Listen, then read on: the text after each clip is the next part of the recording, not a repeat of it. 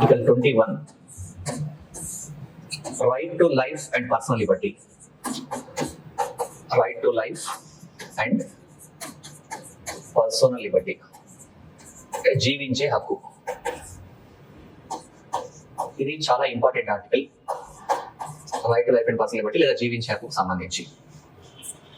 ఇక్కడ first thing గమనించండి, ఇది ప్రతిరోజు ఎక్స్పైర్ అయ్యే ఆర్టికల్. మొన్న రీసెంట్ గా మీరు అబ్జర్వ్ చేసినట్లయితే ఇదే నెలలో మార్చి నెలలో మనకి ఒక కేసు వచ్చింది.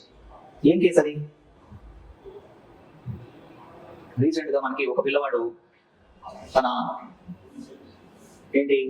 ఒక 4 ఫ్లోర్ల నుంచి కింద పడిపోయినాడు.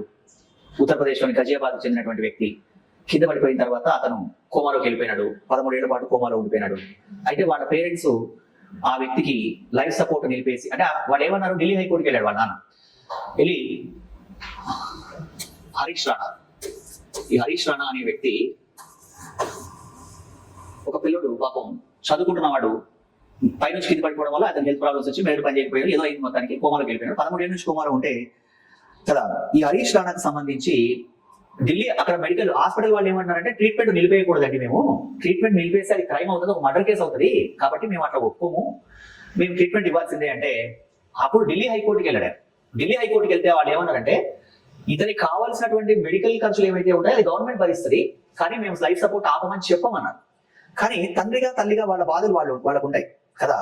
ఆ ఫస్ట్ ఇంప్లిమెంటెడ్ ఎందుకు అయింది అని చెప్తున్నా. అరుణా రామచంద్ర శాంబాగ్ కేసులో కోర్టు తీర్పిచ్చింది, కానీ ఆమెకి లైఫ్ సపోర్ట్ ఆపలేదు.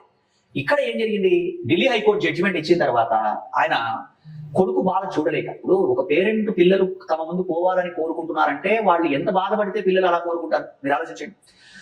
అప్పుడు సుప్రీంకోర్టుకి వెళ్ళారు.